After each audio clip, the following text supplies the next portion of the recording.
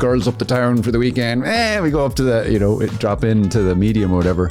God is the most uncontrolling person I've ever met in my life. My friend, God rest her now, she was a full-on satanic witch.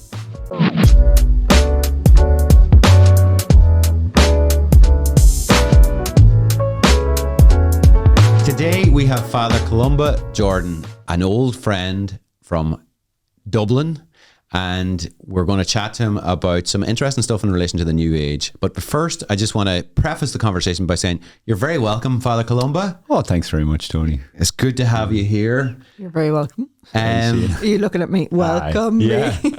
yeah. Over here. So you were ordained a priest with the CFRs, and you went to your first appointment in January 2012. Before you jump in there, Sorry. can I just say, we've been friends for a long time, and you were away for a while in England, and now you're back. It's just great to have you back in our lives again. And just when you come, you're part of the family. We don't fuss about you. The kids love you, and you're so intentional with all the children. We really appreciate that. Yeah, very much see it as well. It's like it comes naturally to you, but it's fantastic. Yeah. And we're here, we're on net training with you. We're so blessed to have you with us. Your sermons are amazing. Really amazing. Even if they're triggering. Sometimes long. No, they're not long. They're great. They're great. Yeah. So you were ordained a priest. Your first appointment was in January 2012 to the friary in Derry. So you were a friar before that. You obviously were formed and trained and then ordained. Myself and Sheena were involved with Net Ministries. I was on the board for 5 years before I became the full-time director of Net Ministries. I started on exactly the same time as you. And sometimes I see you and, I'm reminded of, especially when you say it, I'm reminded that you started around the same time as me as a priest. I started as director of this Catholic mission in Ireland. Mm-hmm. And it's what a wonderful privilege to be doing what we're doing here. How's it feel for you 13 years on from your ordination as a priest? Yeah, it's great. I'm still loving it. Praise God. Really loving it. Love to be. Is it? I'm loving it. Very nice. Yeah, really blessed. I kind of feel always just like a young fella in a certain sense. I probably should know more things about how to be a better priest, so I feel like I'm always learning. But yeah, it's been 13 years now. 2011. So I actually came just a little bit before 2012. That was the first time I ever went to a net thing. Mm-hmm. And remember you being there. But I was ordained May 2011. Mm-hmm. I joined the Friars 2001. So wow, 10 years. Isn't that amazing? Yeah, so thank God. And it's been great. I love being back in Ireland. Mm. There's something unusual actually about so I found it easy to go to America because I saw it on TV a lot. So I was just like, woo! That wasn't an issue so much for me at all. But it was really interesting after being there for 10 years, coming back to Ireland. And I've actually talked to other kind of religious or people in my line of work, I guess, and they had a similar experience that going to America, they didn't notice that too much, or they were prepped for the culture shock going that way. But they didn't realize when I came back, I just had this sense of oh, interesting. Yeah, really? It was almost like there was part of me that had been sort of holding its breath. Yeah. There's ways in which when you're in your home culture, you just sort of, it so well. Like, the sense of humor, or that's kind of a congregation. Okay, and we're in the country, or we're in the city, and the kind of things that are said, stuff about the GAA, and, you can throw in the odd Irish word, is just very different. And American humor is very, very different. Yeah. Mm-hmm. New York humor is different from Californian humor. And so even though it's, so similar, same language and all the rest, but what was it Chesterton said? Two countries divided by a common language. That was England and America, but yeah. So it's lovely, and experiencing that again. I haven't been in England 3 years. Coming back, it's really, really nice. Just to down in Limerick now, and it's just great. You know what? It's so good to hear an Irish man speaking positively about Ireland. You know, and just hearing, especially somebody who, you see the underbelly of Ireland. You're working in Moyross. You worked in Derry, in a really tough area in Derry as well. The Irish people are absolutely amazing, as you know. But you know, you're. It's not like your life is easy here. It's not like you're coming back to a roller coaster or, you know, Catholic Disneyland in Ireland. You're coming from what could be perceived to be, from an Irish perspective, Catholic Disneyland in America, back to, or you know, England is hard. And then Ireland is harder again, in my opinion. But I think that it's funny. That's what we experienced when we lived in Texas for a few years, and when we came back, we didn't have that same reaction that you did. It was more like, you know, it was hard. It was hard because we had such strong formation in Texas where we were, and we were part of the Life Teen community, you know. And when we came back, there was nothing here. You know, it's going back 30 years, but I suppose you're talking about it from a different perspective. Yeah, well, I come over here and I'm in a friary. Yes. So I'm kind of in Catholic Disneyland. Yeah, you know, yeah. It's like, yay! What we do today? Let's pray and hang out with Jesus and evangelize. So all of that stuff's already provided for me. So I'm not typically in, you know, your regular parishes. You know, that's kind of unusual. Or if I am, I'm the one saying the mass. You know, so it's kind of a different thing. And you know, we do a lot of youth ministry, at least here in Ireland. So kind of doing that ourselves. So yeah, I'm definitely coming from a different perspective. Yeah. But yeah, I think there's always pros and cons to every place and culture, right? So. Yeah, but there's something really beautiful about being back here, and also learning to appreciate what is good and beautiful. Right? Because I could super easily, as anyone can, we just totally be negative about the weather. Do you know? We could just focus on the negative, but there's just so many beautiful things, and the culture, and the people, and the history, and although Irish history makes me want to cry, but some of it. Yeah. So. New Age. What New Age practices were you involved in? And nice transition. What? Yeah. So yeah, I wasn't always a friar. Wasn't born this way. I sometimes like to contemplate the image of a child being born with a nice big beard. Fine head of hair on his chin. Thanks very much, Mrs. Jordan. It's an awful child you have. So. I know I've been on the show before and shared some of my story, I think.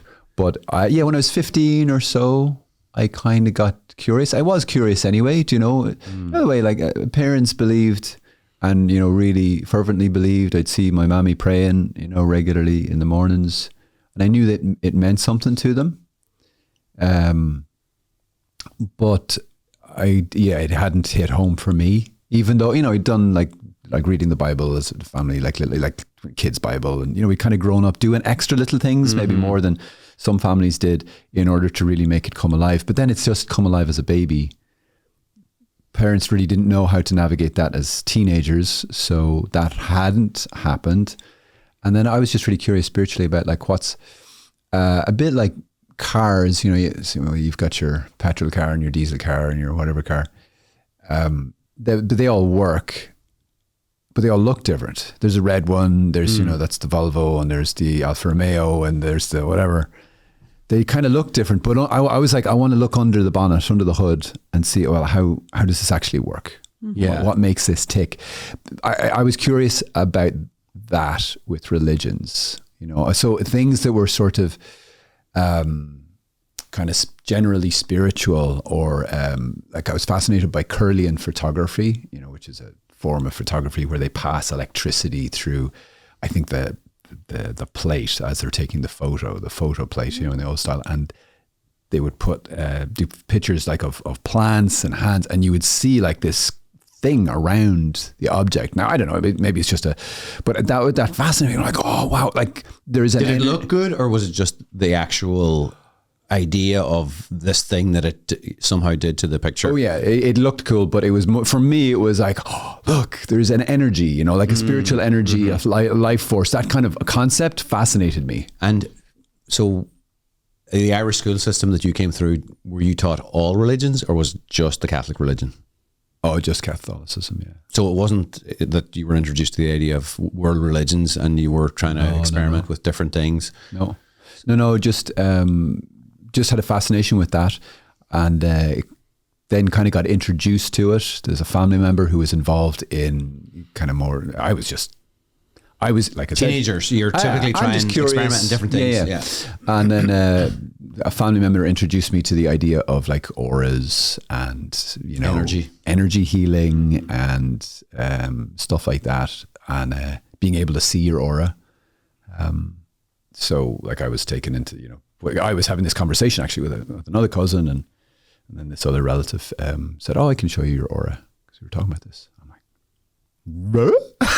it's like at a sleepover, you know, when kids are at a sleepover, and eventually it turns to like the ghost stories, the weird and stuff. The weird stuff. It always would go weird, which is a fascinating phenomenon.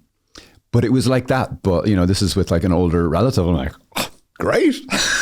So she brings us in, and, you know, and to be able to see something around, you know, put us up against a white wall and be able to see something. And there was something like, huh, yeah, what's that? You know, so you could see something. Yeah, that there was actually something there. And I think that was also something that I was looking for and longing for, is something real. Tangible. Yeah. You know, I used to go to a summer camp with my parents. It was charismatic, but it used to be charismatic. And it had kind of gone folk. Yeah. Yes, we're charismatic. Well, it kind of meant, you know, they're putting their hands in the air and they're singing songs from the 70s. Yeah. You know, and it was a beautiful experience of community, and I absolutely loved it. I would be having dreams about it every year as we approached it. You know, it was a massive part of our upbringing in County Clare. But I think the cool thing about the charismatic expression and charisms is because there's an actual encounter with something, like even someone like off the street, and that's why a lot of those charisms are there, is so that people can actually have an experience of God. And St. Paul talks about that, right? He says, if someone comes in and you all prophesy, you know, the secrets of their heart will be revealed. They'll be cut to the heart, and they will profess the living God is among you, or something to that effect. That was the Father Columba translation. But like, that's something real, even for total never gone to church before, and boom. And then I compare that to my experience, even going to the summer camp, but like my regular parish experience. What do I experience? Boredom. That's all I experienced. Rubbish music, no effort to reach young people, nothing. I'm just here because my mommy told me to be here, but I'm out as soon as I can be. And then this promised something of an experience. I'm like, ha. Oh, I see the connection. Yeah. So I had this desire for the real, for like, show me the money. Show me the money. Don't be dog, tell me what I should do. Show me the proof, show me the evidence. We all want a God who is active, not a God who is passive, who, you know, if we can experience him, why wouldn't we experience him? Yeah. And that's the charisma. That should be the charismatic. Yeah. I think it's the fun end of Catholicism. So that was a big thing. I then got some books. My relative had this book, so I kind of got myself a copy of that and just started reading. What was the book on? New Age? Energy? Yeah. Energy fields, healing. It was all kind of focused on healing. That was the other thing I was really interested in, is, you know, healing, like the stuff Jesus did. Yeah. You know, I was like, You're still interested in healing, to be fair. Well, that's the thing. It's... but from a different perspective. Yeah, God has all sorts of... all of the things I was fascinated in, God has a version of that. Mm-hmm. But I just didn't know about it. And nobody was talking about it. And nobody was definitely saying to a 15-year-old, oh, come here, do you want to experience the Holy Spirit? Yeah, and pray for healing for people. Nobody ever said that to me. I was going to like youth charismatic conferences. I was hanging out with all these. I'm like, woo, over here. Woo. I was dying for it. And no, it was folks who were in the New Age who believed that a 15-year-old was capable of spiritual encounter. The others, I'm not sure if they believed that, or they certainly didn't prove it to me. Wow. So I just went where I was, in a sense, pursued, or where I was fascinated, and followed that interest and read that book. And they had like little like meditation practices, so I'd do some of those. And it was the whole idea of this kind of universal energy field, that everything ultimately is energy, which, I mean, scientifically, you could kind of say that's true. And it would kind of do that, borrow from science and borrow from Christianity a lot. And it borrows from all sorts of things. don't even know where really the phrase comes from, but like this anticipation of this new age of everyone being uber spiritual and open to the real, like I was saying on the bonnet of the car, what's really going on. So yeah, that everything's made of energy, and then this idea that humans are capable of controlling this energy. And this is the whole thing. So you can feel it, see it, and manipulate it. And that's why like some of the healing techniques would purport to say that, sickness is because, your energy is blocked, but we can kind of meditate and pray with that and get that unblocked, and then that will manifest in your body. That's sort of an idea. So there's kind of like Christian concepts mixed in there with New Age ideas, from what I'm hearing you say. Am I right in saying that? So you weren't making any concrete decision to leave Christianity, say, for example. It was just this this other Blended thing well. that you could throw in there. I was following the breadcrumb trail, and this is just what interests me, so I read it. And my parents, God bless them. I think my mammy was a little like, they didn't really know what this was about, but was a little concerned, but she didn't stop me. There wasn't, which I think in some sense was really good. She probably couldn't have anyway. She probably would have driven you closer to, I wouldn't have understood, I don't think, why she was being all freaked out, and because she couldn't have expressed it, and we wouldn't necessarily have been great at talking about that sort of thing. I think that would be, ideally, if a parent was concerned in that situation, they'd be able to say, hey, you're really getting into this stuff. We talk about it. What does it mean to you? She did actually, eventually she did. She said, who do you think, what's your concept of Jesus? And at that point I was kind of into it for a little bit. So it was all like, he was like the leader of the pack. He was ahead of his time. He was like, a psychologist before there was psychology. He was but did I believe he was God? No. So I probably used to believe that when I was a kid, but and that's the thing, that it would kind of borrow, and it would talk about Jesus. You used to believe that Jesus was God as a kid? As a kid, yeah. I mean, I just believed what I was kind of given. Because the faith was handed on. Yeah, because the critical capacity to be critical wasn't there. It's not really there in kids until they get into that teenage year, and then they start questioning. We rightly start. And that's vital, that I question things in order to make them my own. Otherwise, it's always my mammy or my granny or my daddy's faith, But to actually make it mine, I have to be able to, in a sense, deconstruct it in a safe space. So I can then say, no, actually, this is grounded. Like, again, the image of opening up the car and saying, oh, wow, this stuff makes sense. This is grounded in reality. This is something I can experience. And, okay, so that's what attracted me kind of to the New Age thing, but then also... with Christianity, ultimately, that's sort of something of what I had to do. It's like, it's not enough. And I think that's really important for parents, with teenagers coming into that kind of era of their life, that it's okay when they start questioning. Like, don't be freaked out, or, just keep talking. Keep the lines of communications open and try and help them to lift the bonnet gently and point out what's under there, And I suppose that your mum's spidey sense was probably tingling. She may not at that. I don't know. I'm not your mother, so I can't say. That's true. Yeah. Thanks for that clarification. But she at that stage, parents didn't really know what we were up against, or they were up against. And they didn't know, actually, I'm going to have to do some homework, and I'm going to need to know what my son is interested in, what he's reading about. And I need to have the answers to give him whenever he does ask the question, or the conversation comes up. Or point them in the right direction to somebody who does. Yeah. Or even, I would say parents don't need to have any answers, but just have the conversation. Yeah. And that a parent not be afraid. Whatever. It's just like when you have a baby, like if you're, I'm terrified of the baby having a tantrum. That's going to be a problem. It's like, it's okay if a baby has a tantrum. That's what babies do. Or, is crying or is happy. It's like, it's normal. Yeah. It's like, this is just life. And that beautiful movie about Mr. Rogers. Have you seen that one? Is it People in My Neighborhood or something? Yes. Would you be my neighbor? I can never remember the name of it. Beautiful. He says this wonderful line at the end, actually talking about death. Because they're like, oh gosh, like the elephant in the room. How do we talk about this if someone's dying? And he says, if it's human, what do you say? If it's human, it's mentionable. And if it's mentionable, it's manageable. I just thought it was this brilliant thing of like, and now he modeled that, right, in his TV show. Not that I ever watched it except in the movie. They just talk about like unbelievable topics with kids and break it down into ways that kids could actually, we could just talk about it. We don't have to give answers. We can just talk about it and normalize it for kids. Yeah. And then maybe normalize it for parents so they can actually have conversations. And I think that's it. Like, just that parents not get freaked out and go, well, let's just talk about it. I'm curious what you're curious about. Well, what you're not saying is encourage your kids to get stuck into the new age or whatever, but don't be afraid of them, you know. Exactly. Questioning. Yeah. So there I was off of my little, so I was doing this, I was like proselytizing in school, you know, it's super cool to be a new ager. It was probably weird. Probably lots of the lads were like, whatever he said.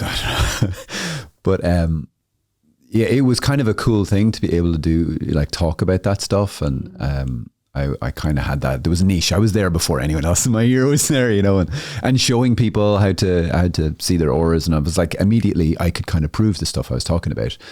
And it was fascinating, just like kids at the sleepover talking about the weird stuff, you know, the scary stuff. So I kind of was that teenager. And yeah, so reading a lot, kind of doing some meditation stuff, you know, like I kind of got into anything that was kind of touched on that realm. I was like, wow, yes. So reflexology, which is a kind of a form of foot massage, but involves... Before you get into the reflexology, I'm still back there. You're showing people their aura. So is that a scientific thing or is that a new age thing? That's a great question. I'm not totally sure, Tony. Some of it might be optical illusion, the kind of that early low level stuff. That was like, have someone stand against. Suggestion. Yes, have someone stand, and plus you know your eyes have like a latency to them. So like I see you, and then when I look over here, I can still, if it's a white cert, you can see the shadow. Of you. Yeah. So some of it might be that, you know, you look at somebody against a wall, and then it's actually just a physical reaction to that. There was another one where I do it like, you know, looking at between my fingers, and again, I don't know how much is kind of optical illusion or whatever. But there was definitely something there that people could see, whether it was scientific or the power of suggestion, exactly, or whatever. Yeah. So there was something there, so I didn't look like a complete idiot. Okay. and that was just kind of a way I would start the conversation, or you know, we would sort of engage and explain stuff. But I was into like that, and crystals. Like it has had the whole thing of like crystals at certain, you know, correspondence to a certain type of aura, and that there's all these different levels of aura. Chakras often talked about, which is what's a chakra? Chakra you might have seen pictures of them. They're like these energy points. There's like 7 or 8 of them, you know, up front and back. Never. This is all. So it's like a little, almost looks like a tornado. Energy, at least the pictures, you know, the drawings, you know, so like one here, you know, unicorn. They talk about like the third eye thing. So one here, one on the top of the head. I'm straight to vision from Marvel. Oh yeah. Talk about that. Yeah. Oh yeah. This stuff has kind of entered somewhat into popular, you know, conversation and imagery and in pop culture a little bit. It would be talked about in, I believe, in Hinduism. They'll talk about this stuff quite a bit. Different forms of kind of, because a lot of the New Age they just borrow from lots of different spirituality, so it fits where it. So you were talking about reflexology. Yeah, so it was just one of the ones. So again, so like touching your feet. Like a massaging the feet, and there's a whole thing where parts of the feet correspond to parts of the body. Now, some of that might be scientific, and actually, this is a big thing for me. Like, if something is actually, you know, physically provable, that there's a correspondence. No problem. No problem. 100%. It's science. It's actual science. It's actual science. So, like, so much of our medicine is actually based on what was done in more primitive societies. Well, take this root and boil it and then shake it 5 times and eat it, you know, and it's like, and then the pharmaceutical companies took that and went, let's just see which, and they do all this research and they find, oh no, actually there's a thing. And we could advertise it and make a lot of money out of it. Exactly. Which is okay. Yeah. So, I mean, with reflexology, I don't know, maybe there is a correspondence. They'd have like a foot map where you could say, oh, that like the side of the foot is the spine. So if someone's got a spine problem, you give them a little, but then it would also get into, you know, like supposedly called channeling energy through that part of the foot in order to affect the other part of the body. I'm glad you're explaining that because, it's important to just break it down when it becomes a problem. Yeah. So with all of these, most of these different things, because I read various different sort of techniques and like disciplines, you could almost say, of kind of especially the healing area. And now I didn't read very widely. But you read a book on it, so that's okay. Once, okay. One thing, maybe it's a dream. But a lot of them would do this. Okay, now you need to imagine, and a lot of the kind of the supposed channeling of energies would be using your imagination.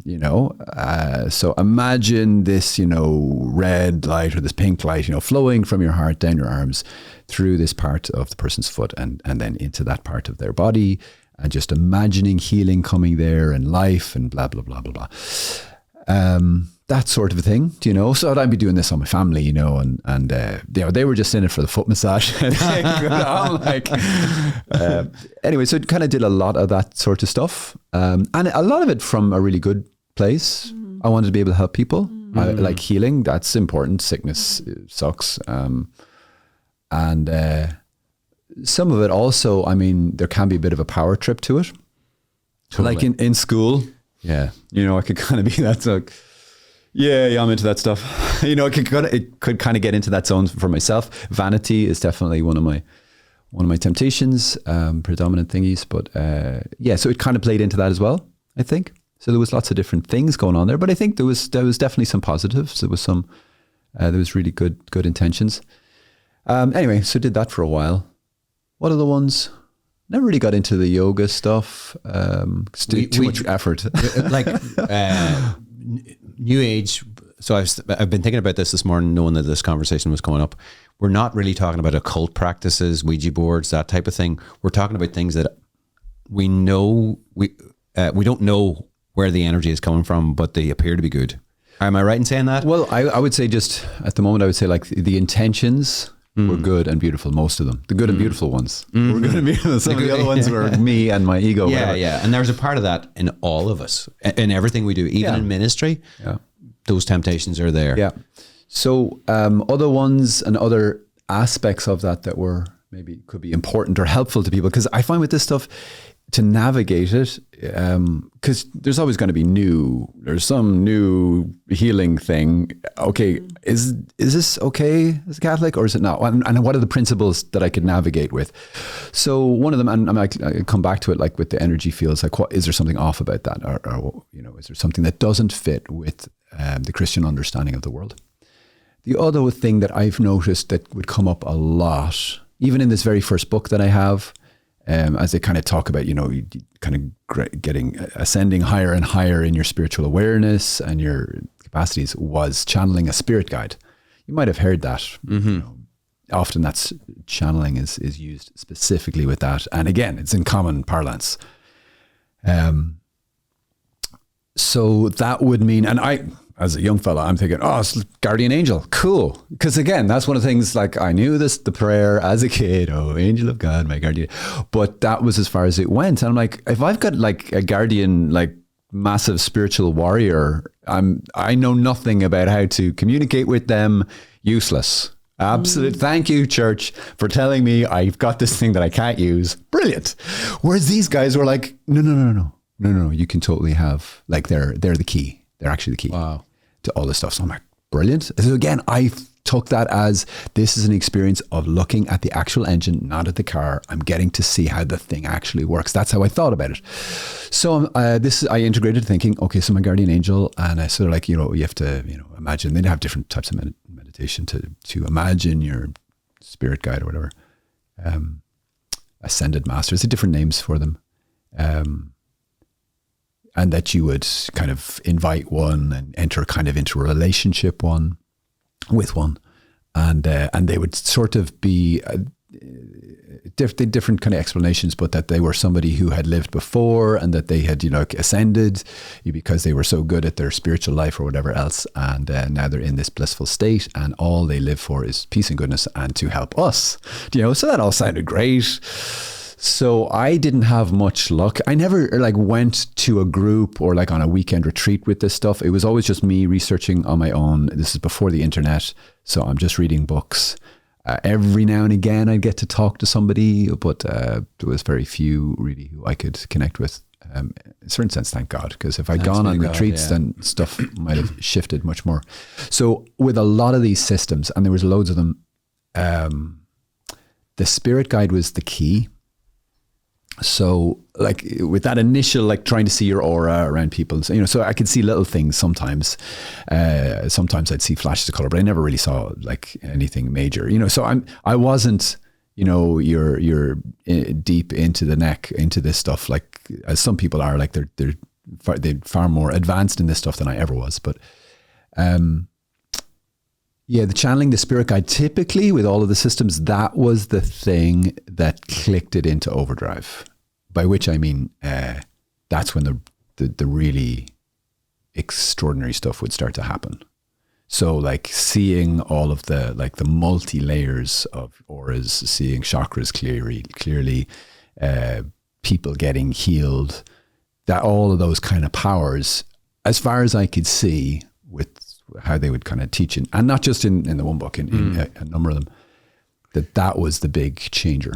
So just to clarify, did you go to those places or did you not? But you... Oh, I tried. Wow. I'd be in my room trying my little head off multiple times. Wow. And I never could, well, maybe it was my lack of imagination. I actually think it was because my mommy and daddy were praying for me. And they had other people praying for me. Is this Reiki you're talking about now? Reiki wasn't on the scene at that point. Okay, but it sounds like it. Yeah. Well, it's all kind of, they're all very, very similar and interconnected. So the system that I was sort of looking at, you can just totally port across, like all the same concepts pretty much. And channeling a spirit guide is the key to Reiki. From my understanding of it now, I haven't researched it in detail, but... and there's a lot of like actual communication with this spiritual being as to, how to go about the healing. And that there's this whole thing, I think like a little ceremony where you're kind of the person being healed has to kind of like, kind of surrender to say, actually, this is cool, whatever you want to do, you can do. They have to give permission for it to be done and stuff. And that these spiritual beings are key to the healing and the power. And that was definitely with the stuff I was reading and getting into. There was one called the Silva mind control method. You may not have heard. Again, it was just this little book, I think someone had given it to my dad. He didn't know what it was, had it on the shelf. And again, that actually looked at knowing the future, which I'm like... And that's very attractive. Who doesn't want to know the future? Are you kidding me? Massive. Yeah. So there's power in that for the person who can predict the future. Oh, it's huge. And ego, vanity, all the things you mentioned. If you have that, you are going to, at 15 years of age, you're going to be a very important young... Yeah, even just the promise of it. Yeah. And that's with a lot of these things, it was the promise of power that was like, oh. And yes, I had good intentions, but it was like, in Catholicism, we say grace builds on nature, but other stuff builds on nature too. So I had these good intentions, but then these other intentions that were not so good were growing there, and the desire for power, but it wouldn't necessarily be talked about in that way. There wasn't really warnings in these books. Anyway, so Silva mind control method again, and I was so surprised. I was like, oh, it's the same as the other ones. You just have to channel a spirit guide. That's what. So he had his own sort of forms of meditation on to do that. And again, I'm trying like a maniac. I couldn't get anything. Were you like? Did you have any protection on that you didn't realize? Like, were you wearing Lynx deodorant, or like had you a miraculous medal? Catholic Lynx deodorant. Oh yeah, I mean the place is covered in Catholic stuff. I'm blessing myself with holy water. Holy water. And, I'm sure a lot of that stuff. Yeah. Wow. A lot of that stuff was.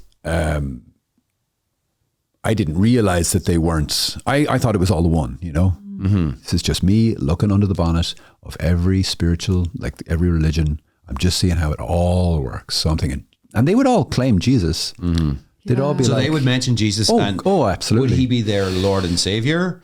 And these like this? No. So he would just be a spirit guide. No, they never talked about.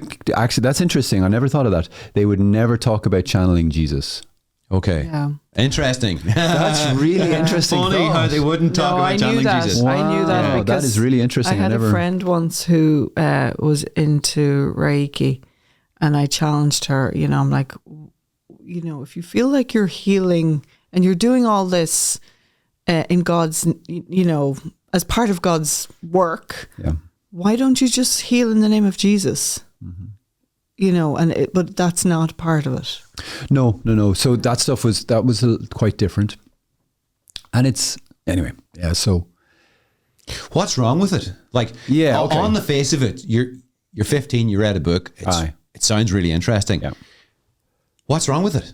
So the things that led me out of it, just very briefly mention, hear my mum give her testimony, walked into the kitchen. I think I might have shared this last time, walked in the kitchen, she's sharing with her friend, just hearing my mum's story, and my mum was healed. So she had like major depression after having me. I can't imagine. Wow. Such a thing could happen, but just depression, really, really severe, really bad. I had no idea. Obviously, I'm only a baby, and it was her encounter with Jesus.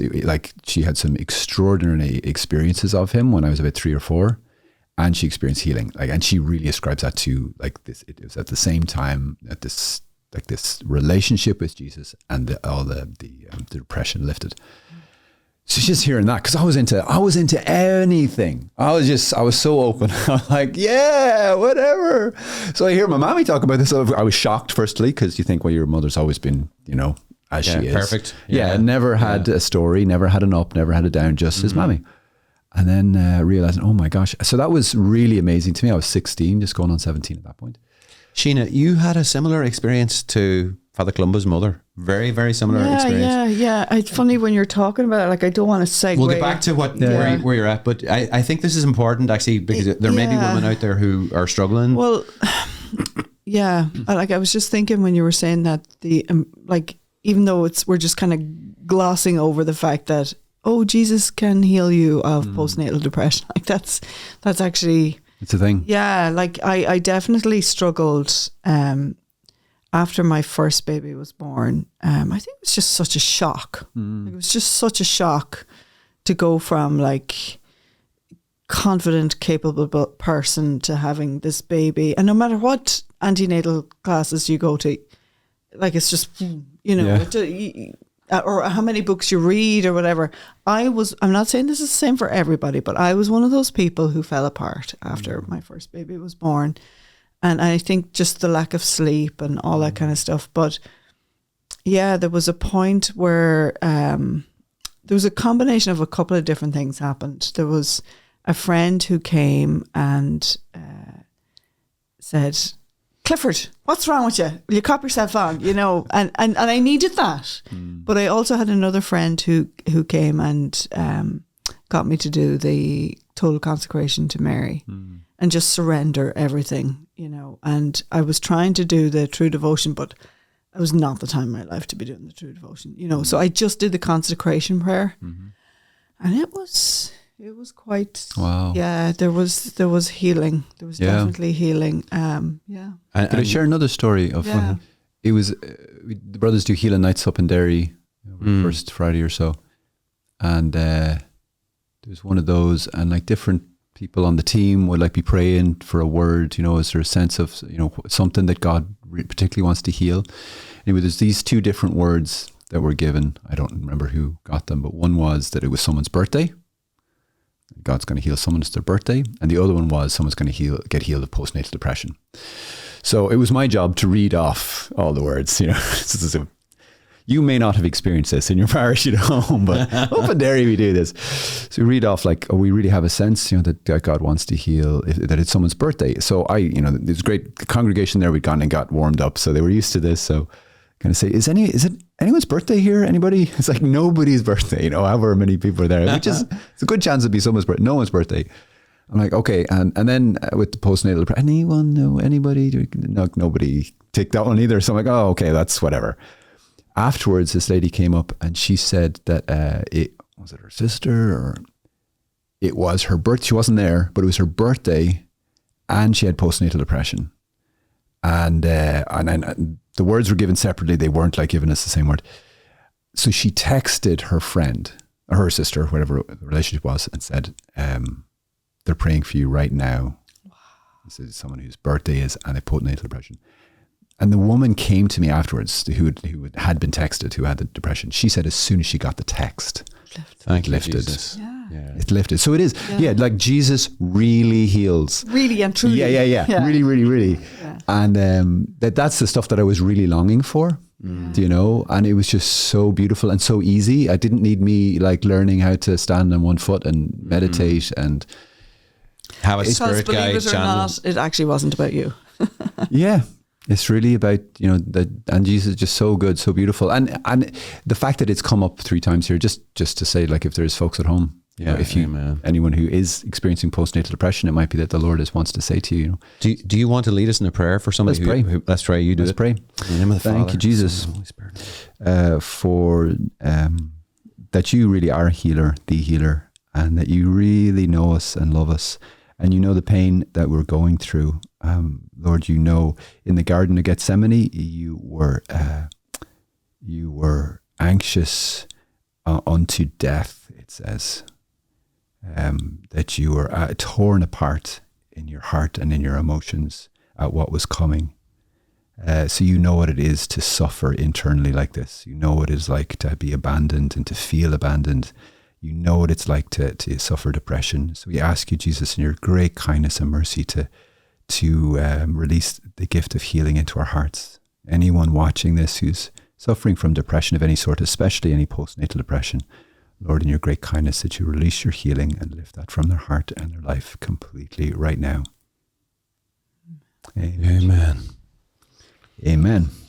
There you go. You weren't expecting that now today, were you? Thanks, Father. No bother.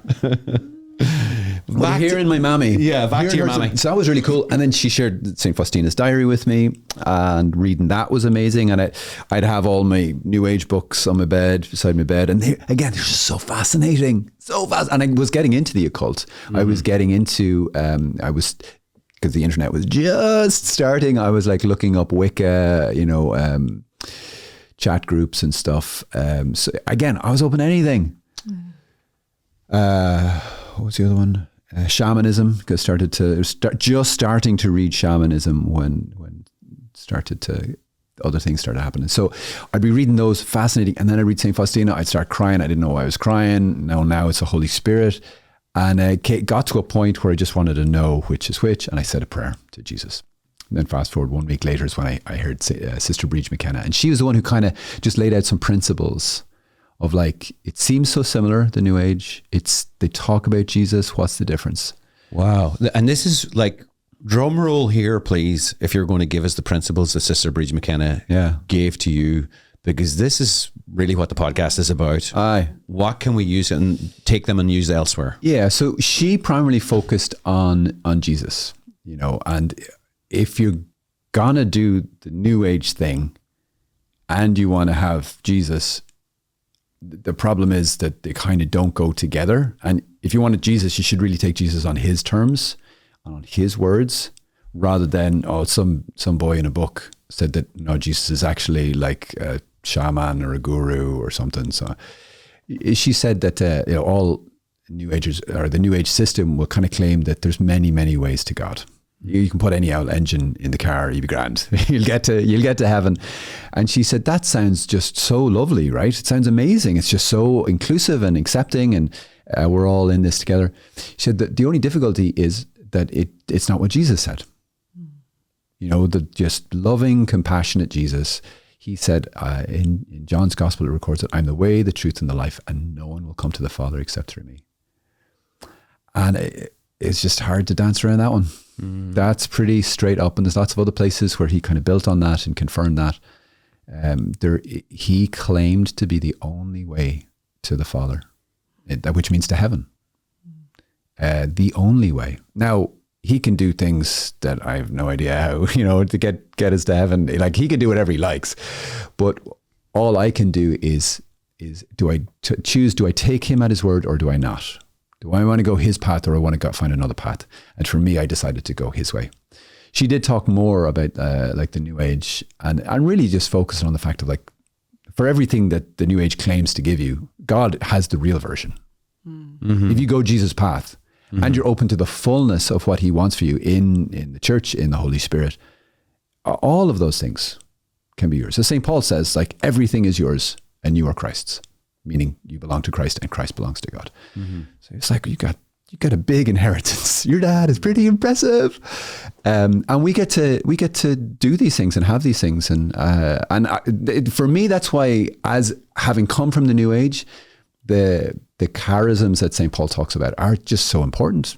And the Catholic Church has never thrown those out. I sometimes I get nervous. People, it seems like some Catholics kind of throwing them out, maybe because they don't sometimes like the style of the charismatic movement.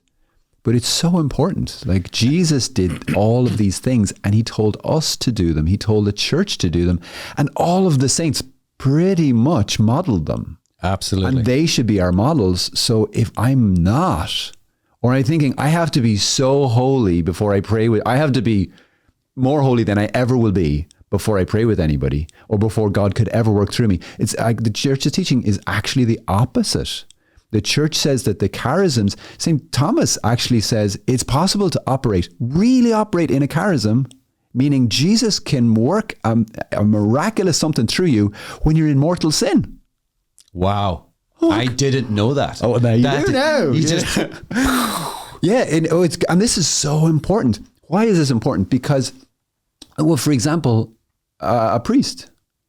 Now, this isn't a charism, but when a priest does what he does in Mass, that only a priest can do, consecrate and transform a piece of bread into the actual presence of Jesus, he can do that whether he's in mortal sin or not.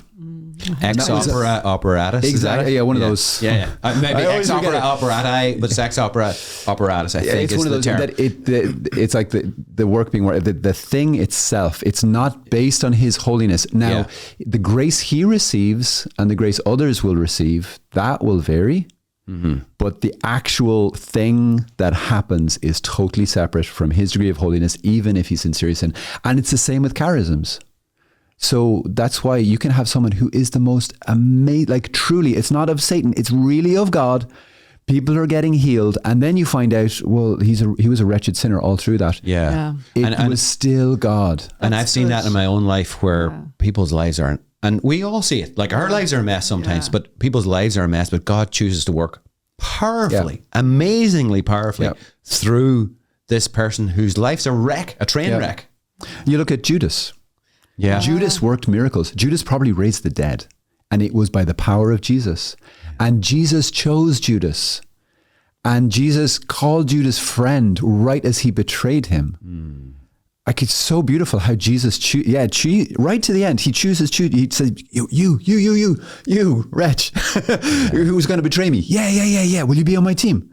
Like, he actually does that to every single one of us, knowing he knows the future, and he chooses us, loves us, brings us and pours grace onto us and gives us all of his gifts. You know, he gives us these charisms, which are unbelievable, which is like really the whole thing of him. Like, he gives us his name, like we are, baptized into him and into his identity. We pray in the name of Jesus, which means in his identity. Like, he gives us his good name. He trusts us with his reputation. And we mess it up. And he is okay with that. He's not okay with sin, but he realizes there's going to be mess, and he still trusts us. Look at the prodigal son. Like, the whole thing, like that kid comes home and says, "Dad, I'm so sorry. Just treat me like a slave." And the father's reaction, like my reaction, if I was the father, I'm like, "Yeah, lad, trust is earned." That's a great principle. Trust is earned. That's not the principle Jesus uses. It's not the heart of God the Father. He trusts radically, even when we are like, that son was just as weak as he was the day before, and he put him back on the whole thing with the ring. Puts him back. There's the rest of the money robe as well.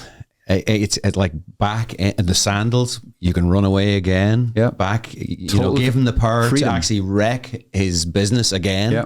That kind of blows parenting on, doesn't it? Just like, oh my gosh. Woo! Yeah. But there is something in it. Now, that doesn't mean no boundaries. That doesn't mean no consequences.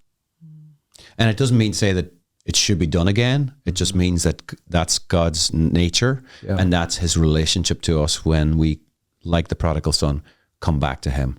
Yeah. So were there any other principles you'd like to share? Yeah. Love to. So that first one of, we just have to take Jesus at his word. And I am the way, the truth, and the life, and there is no other way. Yep. So for me, I love Jesus, even still with that kind of child's love and child's knowledge of him. So I'm like, oh, wow, I've had a misunderstanding of you, but I want the real you. Because for me, that was it. I wanted what was real. Mm-hmm. And I had this experience the night before of his love, and it was so real. That's just the word, the adjective to describe it. Is that an adjective? More real. It's like real chicken in McDonald's. More real than the realness you experienced through New Age. Yep. Can you compare the two? Well, one is like sugar and the other is like meat and potatoes. Like Jesus just loved me. It wasn't the promise of love. It was actual love. And I felt it. And so like there again is like the thing. I was like, I want to experience it. There's something of us that we need. And God respects that. And he knows that we need that. That's why we have sacraments. So I can actually experience him. Even if I can't experience it emotionally. So, beyond that, I can't really say it, but the experience I had in that time of prayer the night before was the most real thing I've ever experienced. Not because I saw or felt anything, but I felt it emotionally and just felt it in my heart. What was the prayer that you said? Maybe you've said that and I've missed it. The week before, it was, Jesus, if you're real, let me know. He did.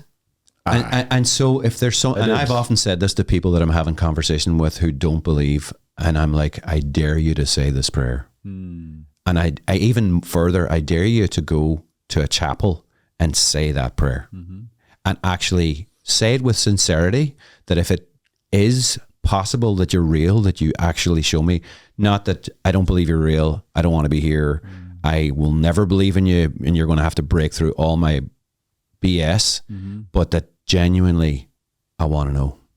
Yeah, and I'm glad you clarified, like it doesn't necessarily have to be something you see, or like that it's an internal knowing. Yeah. And also the week before, I wasn't putting conditions. I was like, no, if you're real, I just want to know, which is treating God as if he's God.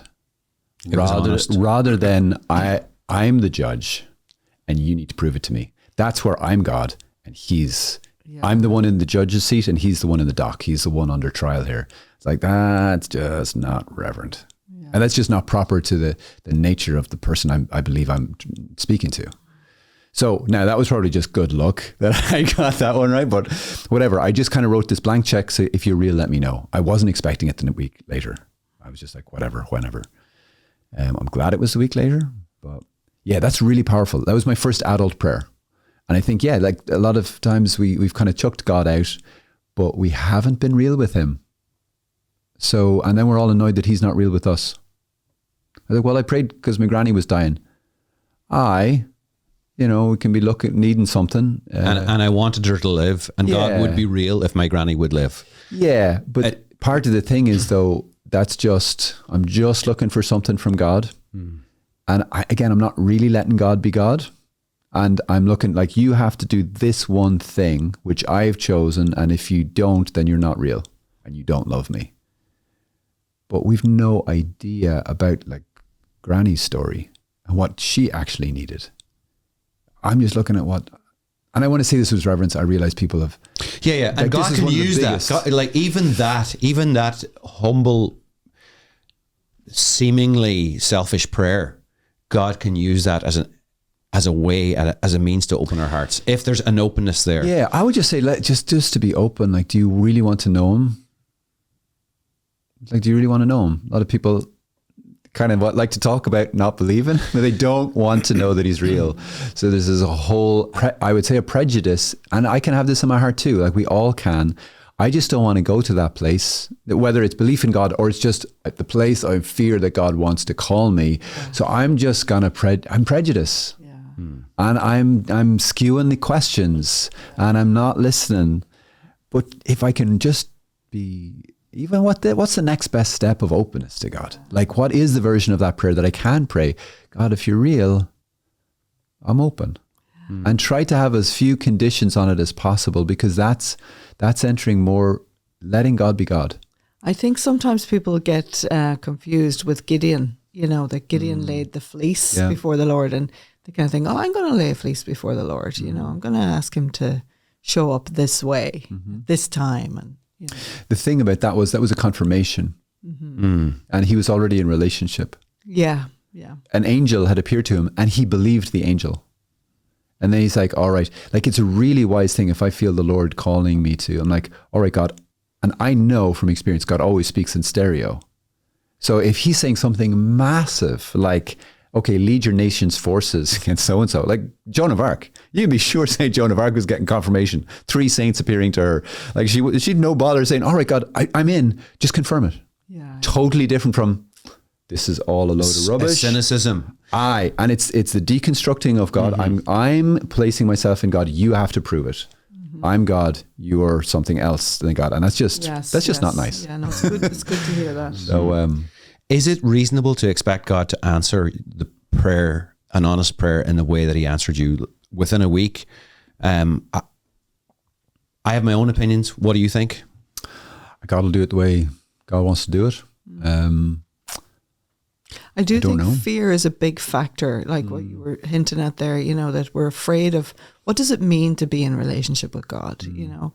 I remember as a 20-something-year-old in Dublin, and this girl got on the bus beside me, and she was, I don't even know what denomination she was, but she was like chatting, and then she goes, are you open to Jesus being Lord and Savior of your life? You can guess what denomination she was. And I just was like, that really scares me. And she goes, what are you scared? And I'm like, I do not want to be perceived as a holy Joe. I want to be someone who is good crack, you know. And there's a lot of misconception about what it means to have a relationship with God. It doesn't mean that you lose your own personality or your nature that he gave you. You know, you build upon that. To be could almost say, like, Jesus is amazing crack. He is the best of crack. He is the most entirely himself of anyone you've ever met. And he wants you to be more entirely and completely yourself than anybody else. Some of my biggest laughs have been actually in prayer times with Jesus. When I meditate on the Gospels, I'm just having a laugh, in the sense, like, I actually find lots of it really beautifully hilarious. So he is the freeing one. Whereas I think, I can really identify with what you're saying, like the fear of what other people think. I think that is a big factor. It's a big factor in Ireland. I think it's connected to shame. Like, I can feel a lot of shame. Oh, just don't let anyone know. Holy Joe, what the neighbors say, you know, like that's a huge force. Shame is probably the biggest psychological driving force that there is for negative. Do you know, like all addictions they propose are rooted in shame.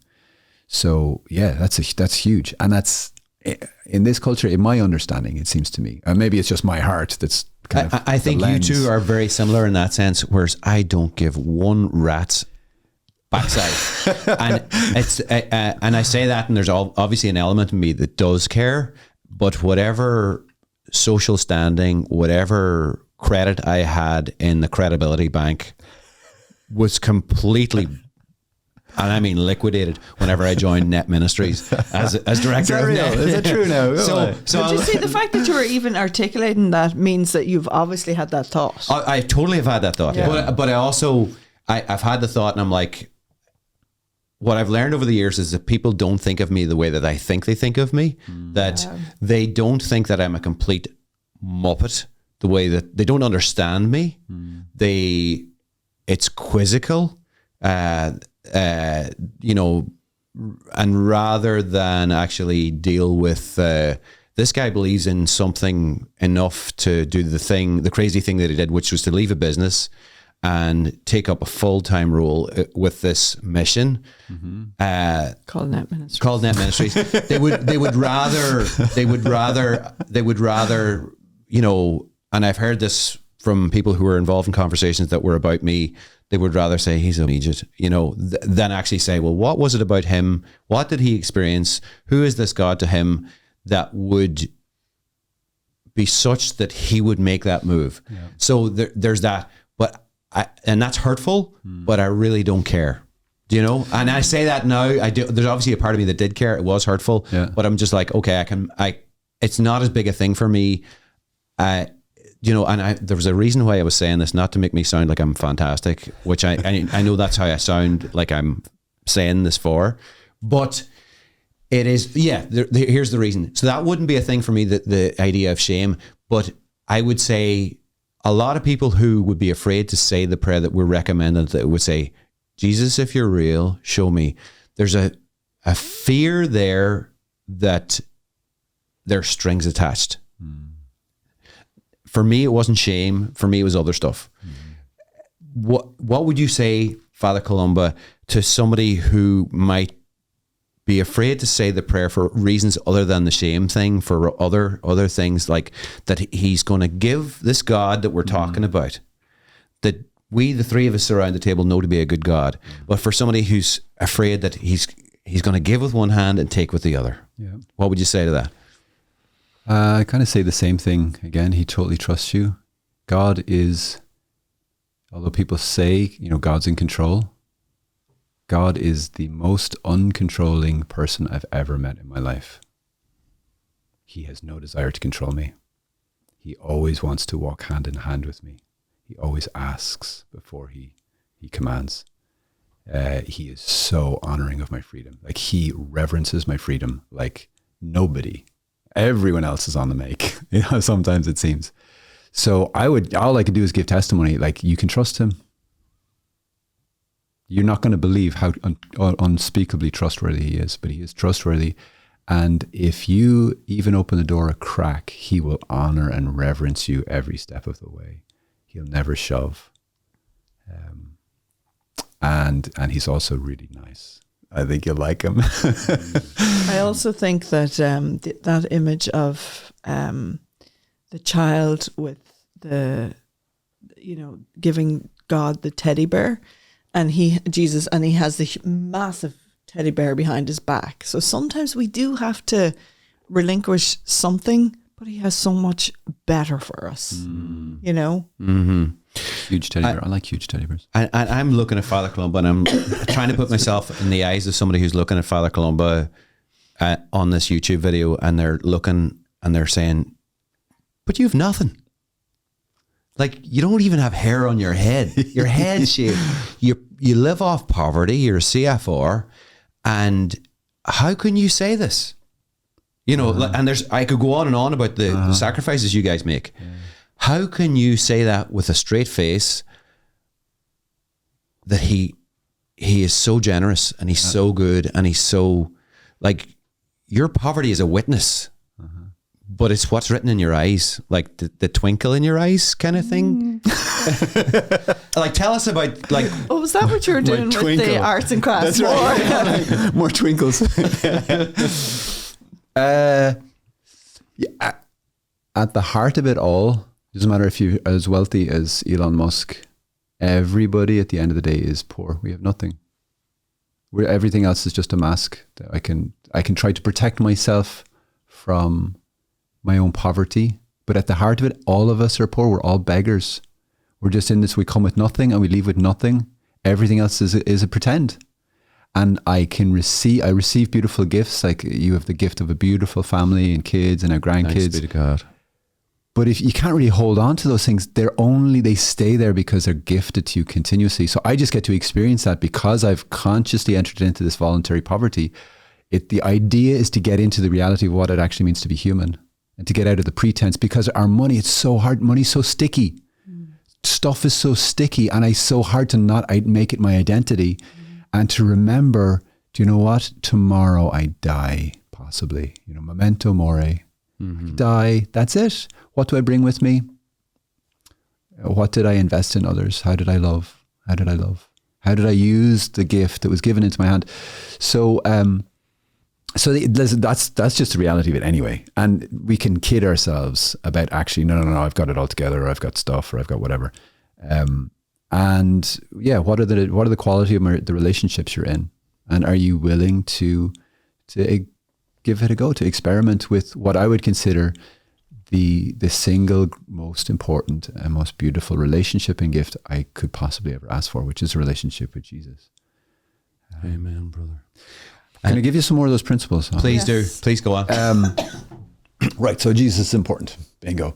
Other one, the universal energy field is the thing. So whenever there's something that's purporting to have this like that everything is just an energy and that I can control it, that's the real issue.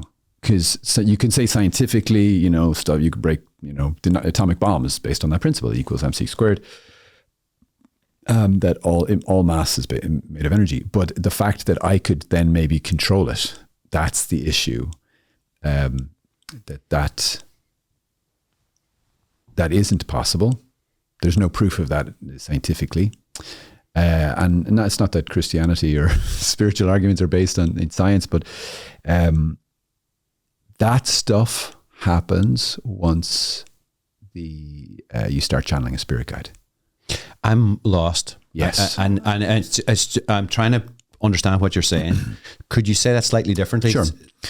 So all of these systems will kind of say that humans can manipulate and have, just by their will, they can control energy fields. But we launched the atomic bomb. We have nuclear power plants. Oh yeah, I don't mean through science. I mean through just willing it, just going. And now this energy is flowing out of my arm, and it's going up your arm, and you can feel this warmth in your whatever, and healing is happening. Okay, that's what I mean. By your power, exactly. Yeah. By the power as of my will, to the power of an actual scientific reaction. Yeah. That it was my experience and understanding that this stuff happens once you channel your spirit guide. Gotcha. It's certainly what in Reiki, like you can't be a Reiki master if you're not channeling a spirit guide. It's not happening. So that's principle number 2. You cannot will energy to happen by your sheer willing or the sheer harnessing of a spirit guide. Well, yeah. And in terms of principles for, let's say, a curious Catholic who's like, comes across something, okay, there's some healing method. At the back of a church, they might see a pamphlet sometimes, and that has happened. It mightn't happen so much anymore, but that has happened. And like beautiful, well-meaning people doing it, like really, something like really beautiful people, really well-intentioned, really want the best, 100%. So not in any way a judgment. It's simply, okay, this practice, this thing, how can we discern it? So if there's a claim in some sort of meditation technique or whatever, that it's possible to manipulate energies, just these neutral life forces, that's indicating a problem, because we can't actually do that. The Christian understanding, and really what you see ultimately in the New Age, is it's all about relationship. It's all about persons and beings. So you channel your spirit guide. Now, angels and God have the power to do things in the spirit world. We have the capacity. Now, this is based on my understanding of things, and I've tried to be as educated as I can about this, but so when I am wanting something to be impacted in spiritually, I pray. That's a relationship. Who do you pray to? I pray to Jesus, Our Lady, the saints, but ultimately all of those ones are asking them to pray to God. So ultimately it all goes through God. Okay. So our Lord has the power to do what he will in heavens above and the earth below. It is also possible for demons to do this. Spirits, so they're all angels. Are demons fallen angels? Correct. Gotcha. Yeah. So some say a third of the angels fell with Satan. Because in the book of Revelation, it talks about the dragon, and its tail swept a third of the stars into the sea or something. So that's often taken to be all right. Oh, and there's that's a lot. There is a lot of angels. They say more angels than there ever will be humans have ever existed. Wow. Because we have this belief in a guardian angel, and they're particular to each human who's ever existed. It's not like you recycle guardian angels. And on top of that, there's all the other choirs of angels, and even the various places in the scriptures, a myriad waited upon him. You're like 10,000 times 10,000, which are these, yes, they're quantities, but they're also like this just unspeakable quantities. Or anyway, so there's piles of them. So it means there's piles of demons, there's piles of angels. Do evil spirits, fallen angels, have the power to multiply themselves? No, only God can create from nothing. And if he has created, he's obviously not going to create more evil. It's just a question came up with a missionary yesterday, and they were saying, yeah, they multiply themselves. And I'm like, no, we'll talk about that again. Yeah, I've never heard that question, but even like our Lord said, evil can't they're pure spirits. Evil can't be created anyway.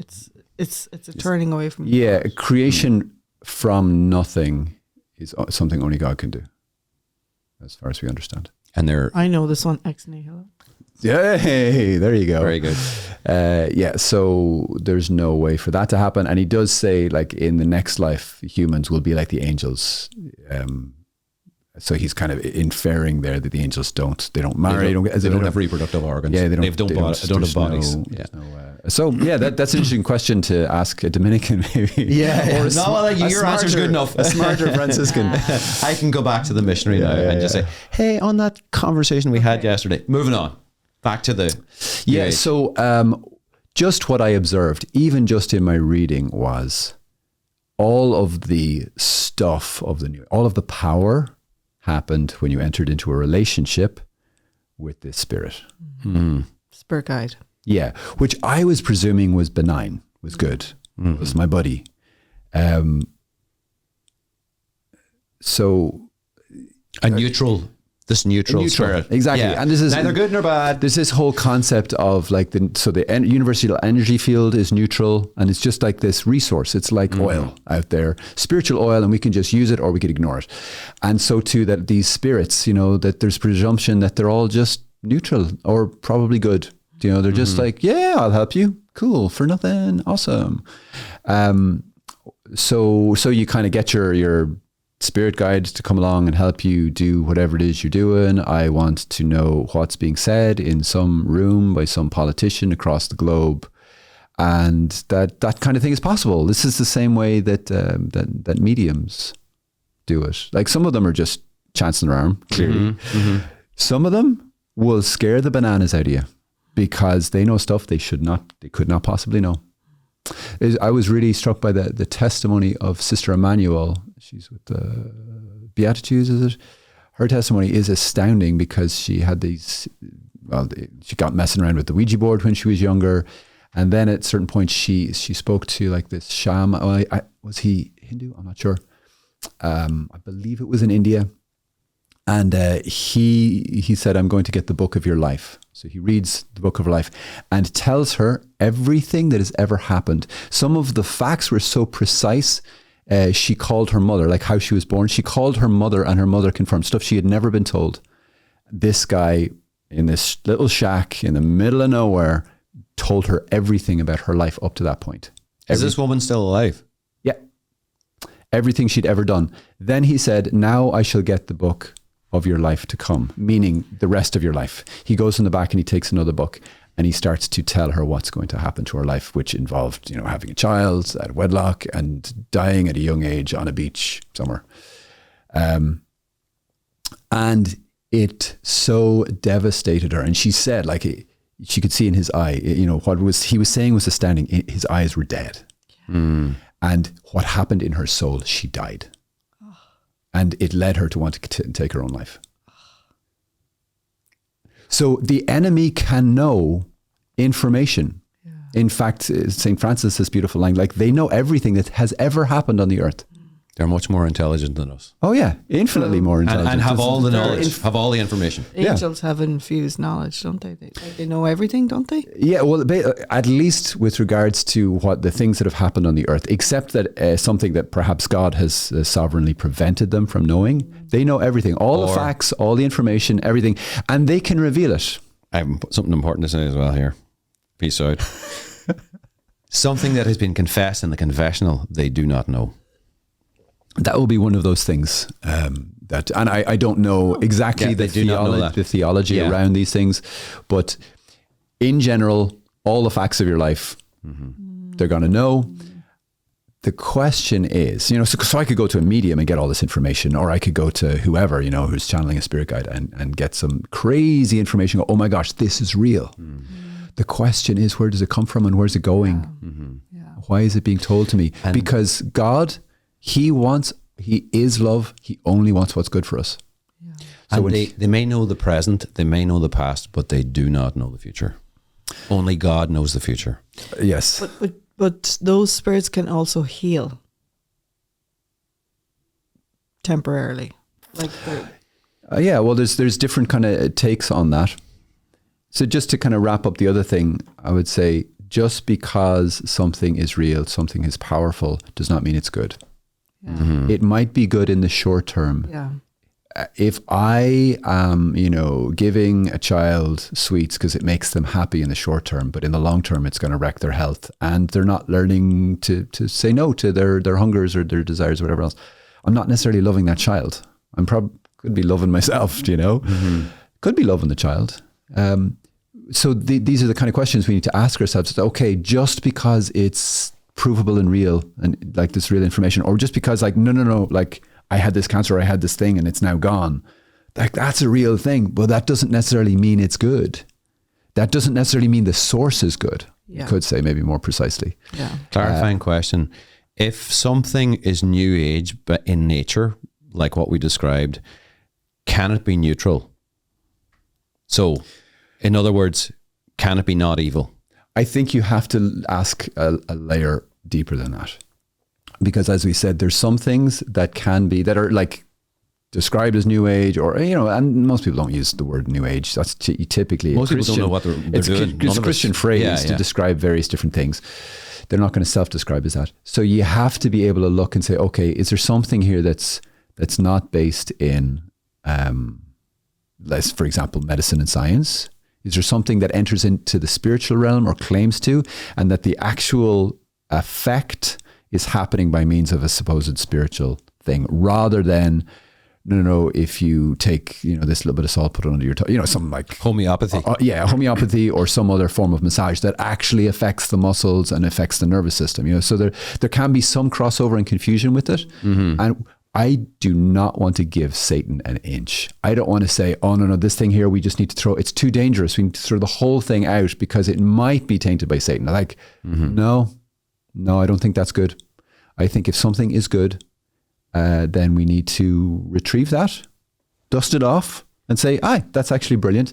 Let's get more research around that. Interesting. Because I think a lot of people would be of the other mindset. Sure, but there's just so much fear in the world. Yeah. And the reaction to Fidelis Supplicans, if I may say so, is very similar to that. There's a danger that it is, what is Fidelis Supplicans? It's the church's document on blessings. Because it appears to bless things that appear to be sinful, which it does not, it might give that impression, therefore we must reject it out of hand. I think to do anything out of simply fear and not actually have said, okay, I'm afraid of this thing. Now I need to engage my intellect and really look at the thing itself, and look at the thing itself, not at the fear. Sometimes we react out of fear. And for me, after my conversion, I was terrified of anything that smelled of the new. You were a baby Christian. And I would freak out and I jumped down some people's throats and it did some damage. Whereas now I'm able to go, well, tell me more about that. What do you do? Who is it? Where is it? How's it felt? What's the experience like? How has it helped your prayer life? So just to be able to ask more about it. So I wouldn't just want to say, oh no, that one's off. Lots of them, yeah. Like I wouldn't touch Reiki with a barge pole. Sorry. Can we go back to the principles now? So we've said like 2 principles down. Yeah. We might get there in 3 years. How many are there? Are there many? Or no. I just would really. We really have already said it that the only way to manipulate energy fields and to exercise this supposed spiritual power is it's done through another agency. It's done through this spirit guide, and if you open yourself up to a spirit, and the universe is full of spirits, the ones of God will, do come to people and do help people. but there's lots of freelancers out there. And if I'm just like opening up to any spirit that wants to come, you're probably going to get one of the evil ones. And that was my question. Is there such a thing as neutrality here? Nope. Yeah. No, it is impossible for a spirit to be ignorant of God. And it is impossible for a spirit to be well, I'm not sure about God. They've all made their decision before time began. They made their decision. That's why they are either angels of God or they are demons. And that can sound... Turned away. Yeah. So I'm asking this to clarify for the people who are listening. So if people say, well, this is benign, there's nothing wrong with this. Yeah. It's okay. It's runs parallel to the gospel. Yeah. What do you say to that? What do I say to that? Yeah. So some of this is like, well, from the Christian understanding. Well, let me give you an example. Joseph wants you to fix your hair. My hair's fabulous, Joseph. Let me give you an example. Beard, okay. So we're very blessed to have lots of sisters in the country, and God bless them. Some of them got involved in Reiki. Some of them are still involved in Reiki. And I had a conversation recently with a sister down the country who shall remain unmentioned, and we were going to put missionaries in to live with her, and with her order, bless the sacrament in the convent. Lovely person, like really warm, genuine, engaging person. And I hope doesn't make you feel uncomfortable with me saying this, but I want you to speak to this woman, because I'm going to send this to her afterwards. She shall remain unmentioned. Okay. No. She's a wonderful woman. But one of the things she said was, and I do Reiki here on a Saturday, and I'm like, sister, you know that is completely anti the gospel. It's anti the person that you have in there in the tabernacle. They don't run side by side. They're opposite of each other. She says, no. And she gave me all her reasons for, which I don't want to go into here. And we ended up not being able to put missionaries in there, not because we as Christians should be afraid of Reiki, because of the potential for scandal, that people who... the optics of it and whatever. And unfortunately, I come across that every now and again, and I'm sure you do, or maybe you don't, and I should just keep quiet. What would you say to that lady who's a good woman, who wants good things? Well, often if I'm in that sort of a situation, I will usually go the direction of talking about the Holy Spirit rather than talking about what's wrong about what they're doing. Sometimes it's that people, they're looking for a beautiful thing, and they're really sincerely searching and trying to do that. They just don't know the beautiful thing that they already have. That's their inheritance. That's so much more. She probably has a tremendous gift of prayer, healing, and intercession. And nobody ever showed her that. And she's looking for her inheritance, and her inheritance is shocking. Amazing. And so like talking positively about that. And an encouragement to focus on the God who is in the tabernacle. Yeah. And it can be very, very difficult if someone's like really, they're into it and this is their baby. That's kind of, it is her. So her baby, if you shoot someone's baby, they're always going to get angry. Yeah. She wasn't angry now, to be fair to her. Yeah, and nor was I. It was a conversation just like we're having across the table. Yeah. But it was just like, I'm sorry, I cannot be, I cannot be doing this. I cannot be putting missionaries in a position where they feel compromised themselves. Sure, yeah. And this is not of God, sister. You're doing a good thing here with the tabernacle. Yeah. Reiki is not a good thing. Yeah, so I don't know all of the details of the ceremony of entering and becoming a Reiki master and all that crack. But if you can do it all in Jesus, and I don't mean when I say if we Hail Mary, while I'm doing it, but if you can, so long as it doesn't contradict the faith and charity, you're good to go. But the problem is it does. The problem is it's opening yourself up to like basically communion with the Spirit. That's like, we don't do that even with our guardian angels. That's not a neutral spirit. And that's the point. There is no neutrality here. There's no neutral spirits. No, Yeah. it's not. They're just like freelancing medical students, roaming around the world. Locums. Yeah. And I guess that's part of the challenge, is to be able to understand the nature of the spirit world. Yeah. It's not neutral. Yeah. Evil is real. In the sense now, what's his name? Solzhenitsyn said a really, really important phrase. He said the line that divides good and evil passes through the heart of every man and woman. And it passes through the heart of every spirit as well. Do you know that these spirits, the difference is between ourselves, humans are capable of like gray areas because we can't make a perfect decision because we don't know all information and we don't have a perfect will and all the rest of it. So we're just kind of, and that's why mercy is possible. Because I didn't know the full, I don't choose evil as evil. I choose it, I choose the good bits. I ignore the evil bit. I choose, oh, wow, that looks great. Apple, go on.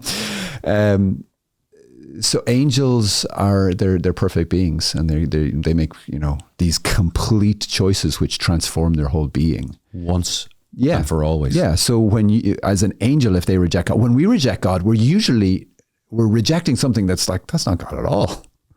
When I read, was it The God Delusion? I was terrified to read The God Delusion. Oh no, what if there's something in there that destroys my faith? I read it, I was laughing. I was like, oh, I'm so relieved. I literally was consoled when I finished it. I'm like, yeah, because I don't believe in that God either. Mm-hmm. And it was usually this like ridiculously literal reading of the Bible and just so much stuff. And I'm like, yeah, the Catholic Church doesn't know. Oh my gosh, no. Yeah. So, good on you for reading that book, by the way. Capable. It was more of a flyby now. But so we're capable of kind of trying to, if we reject God, we're not really rejecting the true knowledge of God, even though we are responsible for our decisions. Whereas angels, they know who God is truly. Wow. So to perfectly reject perfect love, that goes with you. You can't shake that. I can't change your mind about that. They're different from us. So we tend to see the problem is we're like anthropologizing or anthropomorphizing spirits. Like we're trying to make them into us. They're like, oh, they're just like us. Like, no, they are completely different in many ways. So so if you're doing a thing, like St. Padre Pio had an amazing relationship with his guardian angel. The guardian angel would translate from different languages for him.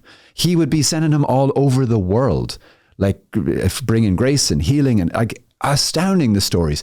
So I think there's way more for us to learn about like our interaction with the spirit realm and working with our guardian angels. Like way more. We need all we have is the guardian angel prayer. That's it. And one or two things our Lord said in some of the tradition, but there's really very, very little. So I think like that's a great avenue to look at, but to be doing what's been done in Reiki is like, no, I don't have control. I can't control. I can ask that, healing energy. I can ask the Lord to release healing. If He has given us authority as Christians, that we, in Him, in Jesus, because of our union with Jesus, we can speak words of healing, and people do get healed. Not always, but it does happen.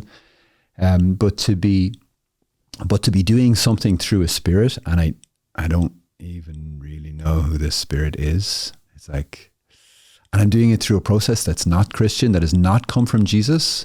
And that, like, just that, like, there is more than enough. And this was the thing Sister Breed said when I first heard that talk. It's like, I don't need more than what Jesus gave me. He is enough. And He has given me more than enough. And He has given me all freedom, all love, all healing. Everything is available in Him. All the treasures of heaven are available in Jesus. Why would I go looking for something else that isn't of Him, that's a different, as St. Paul would say, a different gospel? He said, even if an angel of light appeared to me and gave me, or appears to you, to the Galatians, I think, and gives you a different gospel from what I get, that's not the gospel. So it doesn't matter how lovely it looks or how nice it feels. And there could be people healed. And like, sometimes there is healing. So like how to understand that. And there's various different ways of understanding how does sickness, what is the nature of sickness? Like that's a tricky thing related to spirituality. So there's kind of different things there. I don't know if you need to kind of get into that. I don't know if you... Yeah, well, I think, and what's going on in my head now is like, you know, people are attracted to good, truth and beauty. And sometimes it's been misdirected because like you were. But how do people then come back? So people who have dabbled a little bit and want to get away. Yeah. Have you got a... Did you need deliverance? That time I didn't know much about that. So I went to confession. Mm-hmm. That's your number one. Yeah. Wow. So if you realize, you know what? I'm looking for something other than what Jesus is offering me. I'm looking for healing outside of what the healing Jesus is offering me. Spiritual healing. Healing by spiritual means. There is no spiritual means that is outside of the gospel. You know, like there's either good or evil, you know, and some people can say, oh, that's so, you know, binary. If it's real, it's real. If that's the truth, then I don't care if you don't like it. Well, I do actually care if you don't like it because I want everyone to like me.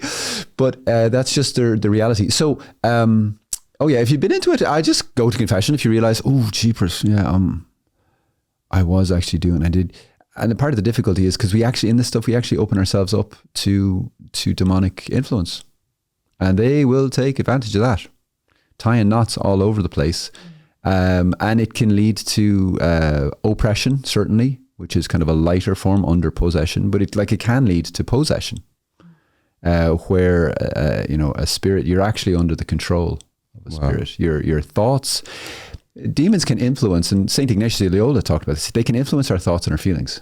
Mm-hmm. They can plop little thoughts in, hoping that we mistake it to be one of our thoughts, and then we run with it. Or they plop a little emotional reaction, a movement of the heart, and they hope that we will think, and it's like a cuckoo's egg. And if we take it and fry that egg up and eat it, we're in some serious trouble. We're coming under the influence of the demonic. And that's really the problem with this stuff. And I don't kind of like coming out and saying that, definitely not straight up to somebody, but that's the reality of this stuff. That there's no angel of God that's going to be doing this stuff through the process of something outside of Christianity. So beyond confession, if somebody is still feeling under-domesticated, underappreciated, under oppression, like a little bit depressed, what would you recommend? So it wouldn't be a depression thing necessarily. If you've been involved in any like of the occults, going to mediums, having your palm read, even if it was just for a laugh, and most of it's just like the girls up the town for the weekend, we go up to the, drop into the medium or whatever, have a bit of a laugh. Or if you've been to getting Reiki sessions or giving them. Confession, number one, 100%. And then I would get some deliverance ministry, some prayer to just get that stuff kicked out. So you just go to your local parish priest and say, hey, Father, can I be delivered? You can ask him. You can say, and would he know what to do? Well, what you could say is, Father, I've been involved in a couple of kind of spiritually dodgy things. Mm-hmm. Do you ever do prayer for like freeing from that? Oh, that's so good. You could just gently ask him, because a lot of priests would be fine with that. And it's fairly straightforward. And that's the thing, like getting free of Satan, getting free of sin is hard. Getting free of direct involvement of Satan sometimes is actually not all that hard, depending on how deep you've been in. If you're willing, and if you are committed, like my friend, God rest her now, she was a full-on satanic witch. And like when she was confronted by a priest, he was a charismatic priest, and he said, in the name of Jesus, who are you? She levitated and hit the roof, and she stuck to the roof. And then she had to go through a whole process of full-on exorcism. Wow.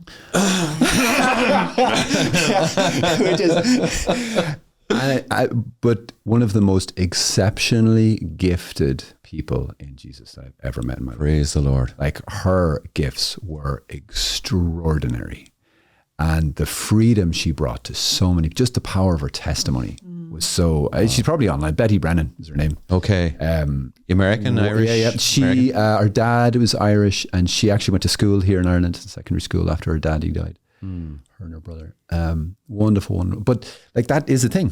And depending on the degree of how much of my will and of myself did I surrender. So Jesus wants us to surrender to him, but he always honors it.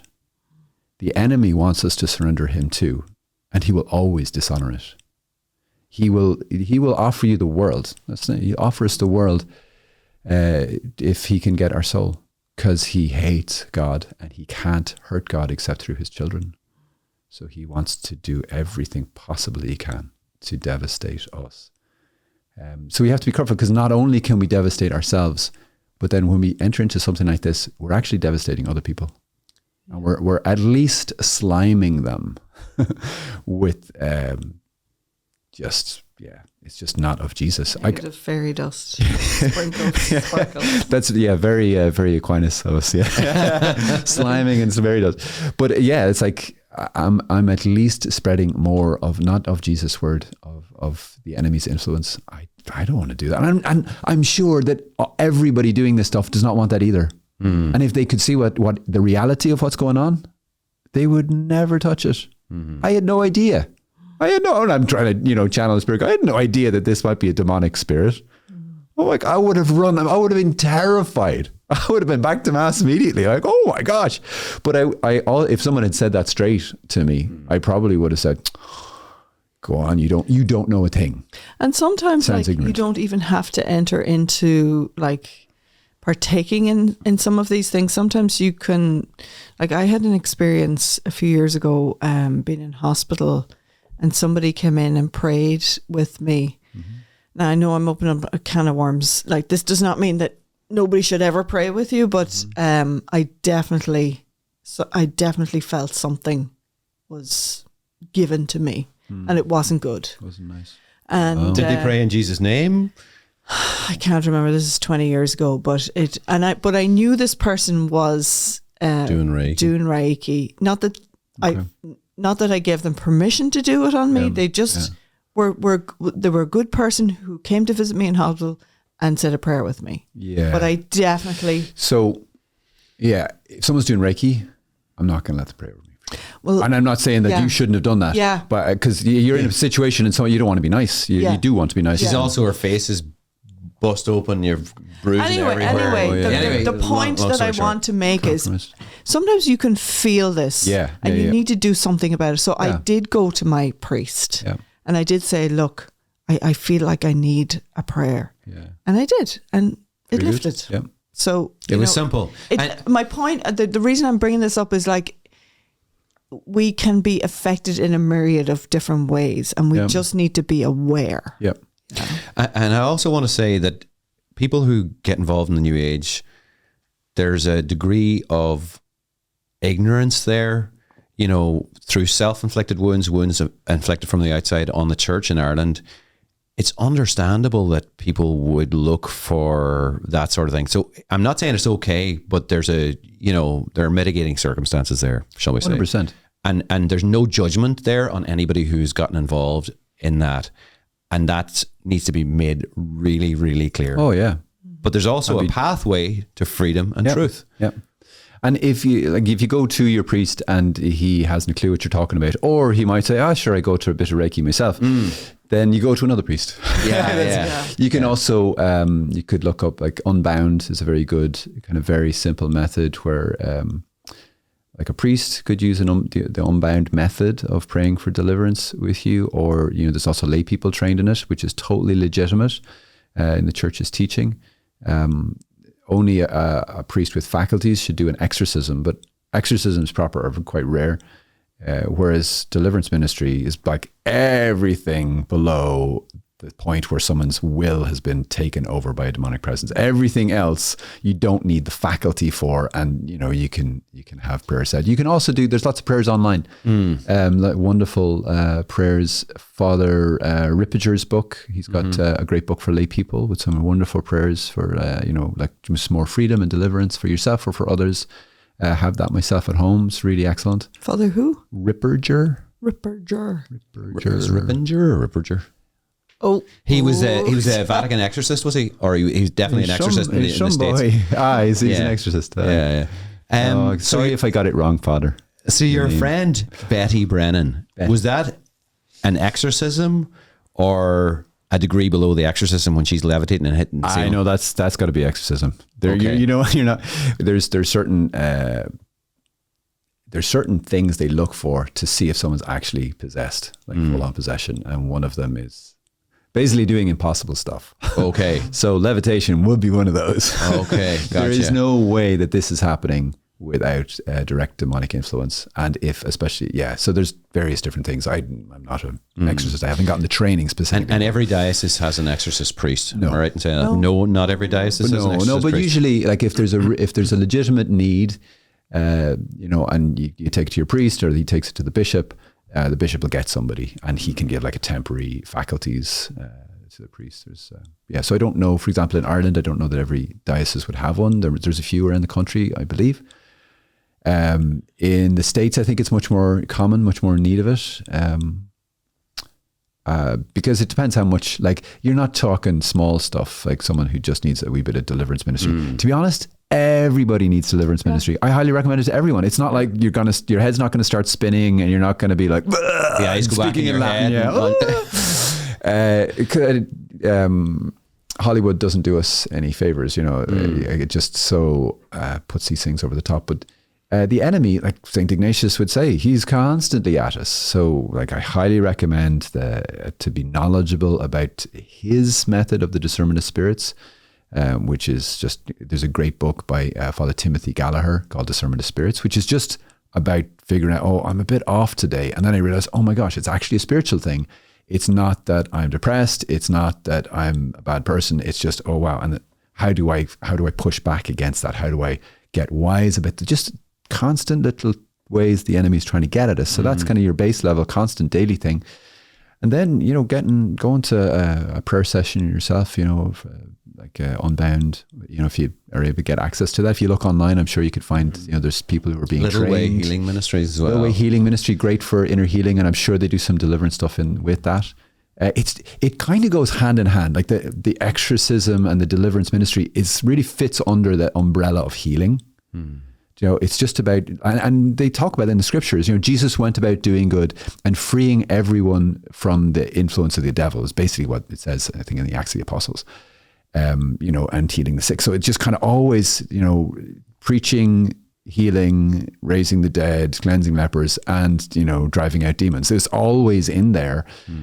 We just kind of think it's this huge thing. It's not. Yeah. It's a basic part of life on earth until we get to heaven. And I actually think that this has been really good for me to actually hear on the one hand, you're scaring the life out of me with Betty Brennan. On the other hand, you're not. But on the other hand, for you to say that actually this is simple stuff. Don't be afraid of it. I don't be afraid of the deliverance. Don't be afraid of going to confession. Don't be afraid of bringing this thing, talking about what the past has been for, and there's no shame in actually talking about this stuff. There's total understanding. Have you anything else, Sheena, you want to say? I'm just thinking of the egg story you told us this morning. Like, I just think that's so brilliant. At Mass. Yeah. Do you want to share that? It was just a little meme I'd seen. It was this picture of an egg with a little crack, and it said, when a force from outside cracks an egg, death ensues. But when the force that cracks the egg comes from inside, life emerges. Yeah. And it's just a great principle, and also just the reverence that God has, for our hearts and our need for conversion. There's a step we have to take. We have to take this next step. But that God is so reverent, he'll never, you need to go to Mass. But rather he invites, and he invites us into love and into encounter with him and into freedom. And not only that, he also invites us to be his witnesses, and he empowers us to be his witnesses in this world. So we're not just like, these harmless, useless little chicks. We're actually terrifying to the enemy. And I think there's many people who maybe were like me, were involved in this stuff with the best of intentions, and that they actually their future and their destiny is actually on God's side, and which freeing people from this stuff and using something really similar, but it's actually God's. Because Satan, he always does it. He just takes what's God's and he just twists a little bit, and it looks so good and it feels so good, but it's actually not of Jesus. It's not from him, and we shouldn't be doing it, and it's not leading to him. And what would you say to somebody who would say to you that actually I feel really spiritually alive or gifted or whatever? And oftentimes that can be the case. People are given spiritual gifts, but as you say, it's twisted. That same giftedness is there for the kingdom, like your friend Betty Brennan, you know, 100%. And it's like Sheena and I talked to you about our kids whenever they were growing up, and we were like, what do we do? Like they're, you know, driving us nuts, and you're like, if they can be turned for the Lord, there's leadership there, and they will be a powerhouse. Yeah, absolutely. And that has been true for us in our parenting, you know? Yeah. To have the eyes of God, like God doesn't look at, you know, someone involved in you and just go, oh, how could you, you know? He sees them like, oh, when we get you, it's going to be great. Do you know, like he's always looking at with love. He does not love sin. He hates sin. He wars against sin. So I don't want to be soft about saying, oh, it's grand, don't worry about your sin. No, sin really matters. Jesus had to die to pay for sin, so it really matters to God a lot. But he's not annoyed because we're so, how could you sin? But he invites, he loves, and he's in pursuit of our hearts. And he so wants us to have that heart and to be, as he would say, violently, like the kingdom of God advances with like people who are going for it. It doesn't advance by, should we be grand? Do you know? And that he equips us to be like warriors in the kingdom of God, to be those people who actually are open to God. And just to say that, like if you're curious to know more about, okay, what are God's gifts? You know, and that's probably another podcast some other time, but just to start to ask him, it's like, Holy Spirit, just however you want to use me. I want to be fully available as Jesus was fully available when he walked this earth, as the saints were fully available, even when I am a sinner. I believe you can use me. So whatever you want to do through me today, 100%, here I am. As useless as I am, go for it. What is God doing in your life? What journey has he got you on? And you don't have to be the first one. She didn't go first.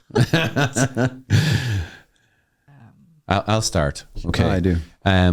So you've reminded me, and it was coming up in my prayer yesterday. I was reminded so much of my journey with being a full-time person working for Jesus. And my first day on the job was horrendous.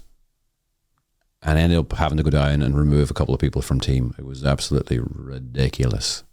But in the process of that, we were in the chapel at night, but given access to this church at night, and we were doing praise and worship in front of the tabernacle. And I thought I'd died and gone to heaven. Like it was my first love. Like for some reason I experienced Jesus in the Eucharist. Maybe it's because he's there that I actually experienced him in the Eucharist. But like in a really deep connected way. And here I was with these young people who were on fire for Jesus. Even though I had to do difficult things, it was beautiful. And that's been my journey with Net. And then it got hard.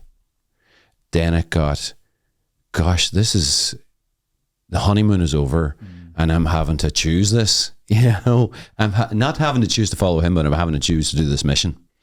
And and then yesterday we had adoration and he reminded me of my first love. Oh. He reminded me of how in love with him I was and how I still am. And he's bringing me back to that place. And that's the journey he's on me. Well, I don't know how we would follow that one up. That one now. Come on now, Sheena. Don't fail us. Gosh. I don't know. I feel like, the Christmas season is a time when my prayer time's all over the place. We were all sick. But I think moving forward, I do feel like the Lord is like, do not go back to that busy place. Each year I pray at the start of the year for a word for the year. So a few years ago it was stay. and I feel like I haven't prayed for my word for the year yet, so that's an indication of my prayer time. But I do feel there's something in there about like, slow down, Tommy. You know, like don't rush back into busyness, because even being busy in, you know, ministry is sometimes not what we're supposed to be doing. So I want to be more even keeled. So yeah, that's kind of what's going on with me at the moment. For me, I'm just going to have to pause and go to the bathroom, because otherwise... Oh yeah. Are you bursting? Good, great. Yeah, so I thought that's been on my heart that's really sort of speaking to me. Came up in conversation with a friend, and we were talking about that sort of fear of what other people think and how much that can hold me back from just being all that I feel called to be. Like, there's certain things that I so want to do and I am terrified to do. There's loads of things that I'm sure I do that scares lots of other people. They can never do them. Yeah. But just a desire to be more all for him. And if he says it, just be in for it, you know, like, yeah, if you want it, okay, I'll do it.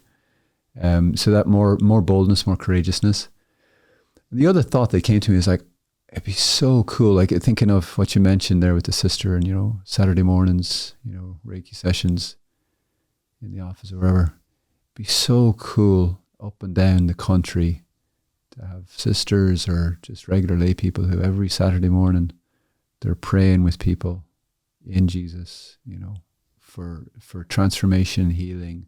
I've seen so many lives changed by people willing to seriously pray with people, and to like that could be, we might see a shift in that sort of thing, do you know, that the counterfeit might be swapped out, seen for what it is, swapped out, and that, Catholics around the country would really enter into the fullness and then with that boldness, like to go for it with all that they're going for the other, to really go for it and be doing retreats and training sessions on this stuff. And that'd be great. Amen. There you go. Amen, brother, Father. Thanks. Could you give us a blessing, please? And just bearing in mind what we were talking about today, Yeah. you know, New Age stuff is interesting, but let's not get hung up on it. Yeah. Father, Son, Holy Spirit. Thank you, Lord, for this conversation. We ask your blessing upon it, this recording, and all those who listen to it. That right now, as they listen to it, Lord, you'll release your blessing into their hearts and lives, especially on this topic, Lord, of the New Age, the occult, or any of that area. Lord, that you give us real peace. If we need conviction about something, that you'd give us that just beautiful, gentle way you convict us. Never condemn, only convict and say, come here, this thing here. How about we look at that? Lord, I pray that you do that for us now, just to show anything that we might need to surrender to you, hand over to you, let go of. And I prayed that if any of us are sharing this topic with others who might be involved, that we could do it just in that really, really gentle, loving way that you do, but also that clear way that you do, not holding back, but always proceeding in love. And I pray your blessing upon us, upon this project, and just all those watching. In the name of the Father, the Son, and the Holy Spirit. Amen. Thank you, Father Columba. Much Thank you. appreciated. God bless you. So good to have you here. No bar. God bless. Hey guys, hope you enjoyed this video. Please like, share, and subscribe. It's free. Share with your family and friends. Enjoy.